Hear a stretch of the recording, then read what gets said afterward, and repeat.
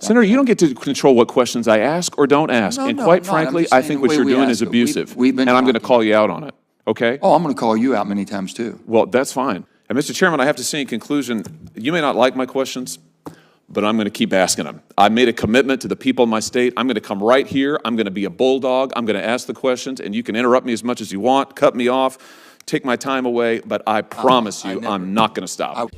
Hey everyone, welcome back to the channel. Today I want to walk you through a tense and important exchange that took place between Senator Josh Hawley and Senator Joe Manchin during a Senate hearing. What started as a line of questioning about American auto workers quickly escalated into a fierce back and forth over energy policy, child labor, environmental regulation, and U.S. dependence on China for critical minerals. Mr. Boudreau, let me start with you. Are you aware that there is currently a strike going on nationwide by auto workers in this country? I'm aware of the auto workers strike. Yes. So I just returned from my home state of Missouri. We're in Wentzville, Missouri. That's right outside St. Louis. About 4,000 workers are striking. I was on the picket line with them on Monday, talking to them about their concerns, what it is they hope for their future. I talked to folks who were as young as 20 and had been there for a couple of months, and folks who had been there for 40 years and were nearing retirement. And one thing I heard consistently is they're worried about the future of their jobs. You know, the younger workers, is there going to be auto working jobs in this country after this administration finishes forcing the auto industry into an electric vehicle production that is made predominantly overseas? I'm sure you know where most electric vehicles are made in the world. Hawley described joining workers on a picket line in Missouri. Workers who, according to him, were worried about the future of their jobs. Their concern? That the push toward electric vehicles was threatening traditional auto industry jobs. It is an enormous priority for the administration, part of the reason why the president himself joined auto workers in the strike to where are 54% of electric vehicles made globally? The entire point of where are 54% of electric vehicles made globally? The whole point is... No, I'm asking you a question. Where are 54% of electric vehicles made globally? You don't know? I don't know about that number. I know that the answer is China. Where is the critical? Wait, hold on a minute. Hold on a minute. Where is 73% of cobalt refining? Where does it take place globally? Overseas. Where specifically? Probably China. Yeah, China.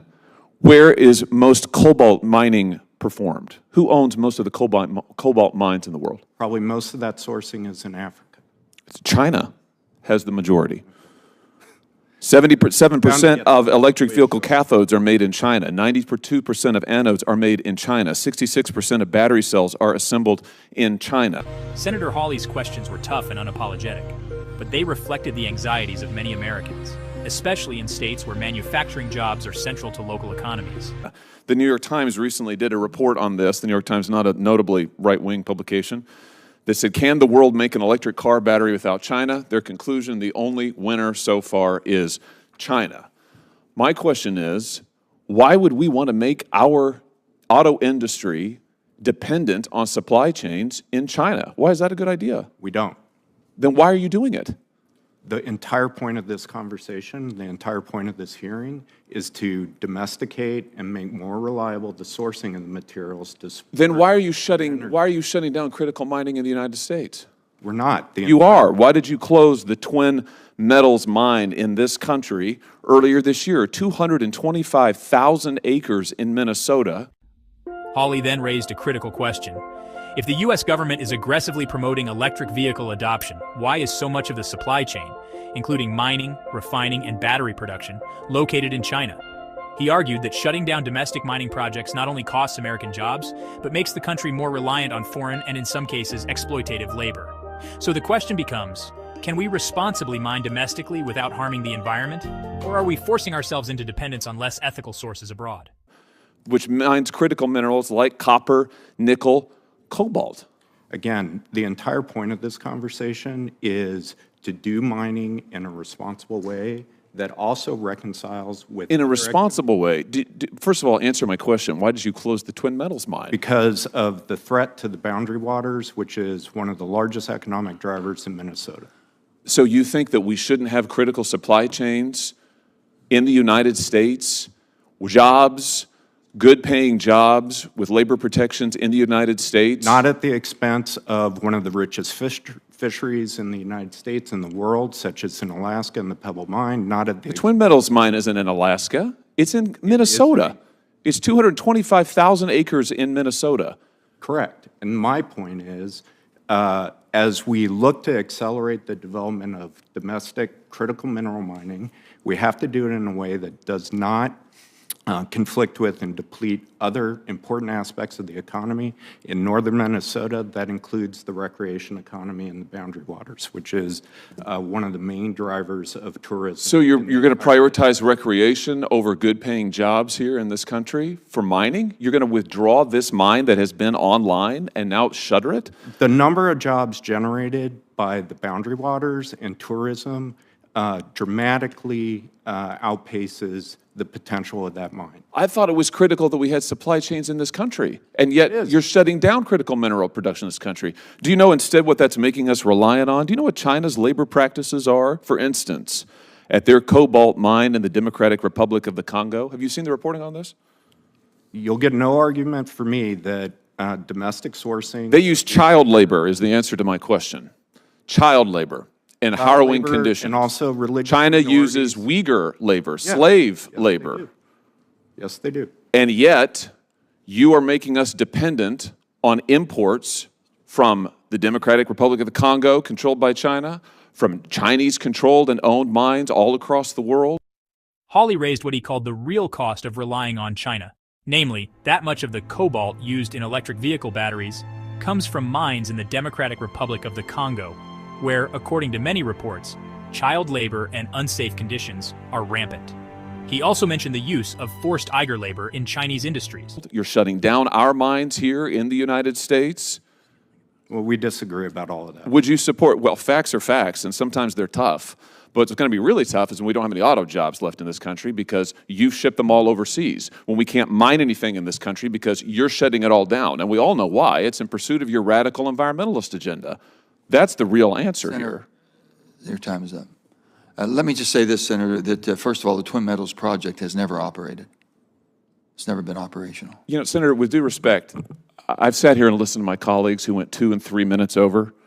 So I've been very patient. I think I'm the last person to question. Maybe it's Senator Lee. Senator Lee's waiting for you. Okay. Well, You I'd be back on happy to. second round? That'd be Second fine. round? I'll sit here. I'm happy to do it. I'm But sure we're not you'll here- give me some time. We're not here to berate. We're basically here to try to get information how to do it. We've passed legislation, which I don't think you voted for, that give us more dependency as far as... Senator, I'm here to ask questions and to get answers. Well, you're here to, it's demagoguery. I mean, you're basically attacking every witness we have. You always have. I'm sorry, we just disagree, okay? And we're going to go with our second round. Let me just say this to Senator Hawley. I'm sorry if you believe I've been differential. But on that, I know our busy schedules you have and other different committees. Everything that you are saying, we feel the same, and it's been bipartisan on both sides. I'm going to go to Senator.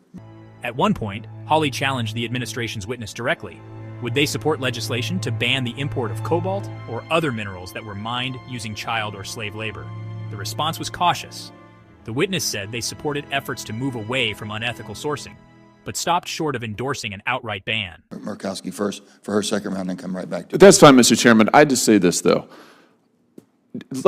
Don't characterize my questions as demagoguery when I'm trying to get answers. Sir, We've had people in front of here up at this committee. We've been through this because everybody basically has asked the same questions you were on that. Senator, you don't get to control what questions I ask or don't ask. And quite I'm frankly, just I saying think the what way you're we doing ask is it. abusive. We've been and I'm going to talking. call you out on it, okay? Oh, I'm going to call you out many times too. Well, that's fine. There's not a problem, but I'm in chairman right now and you're out of order. Mr. Boudreaux, let's come back to the question of the Congo that we were talking about. So if you are opposed to the child labor practices of China in the Congo, will you support the legislation introduced by some of our colleagues in the House that would prohibit all imports of cobalt mined using child or forced labor?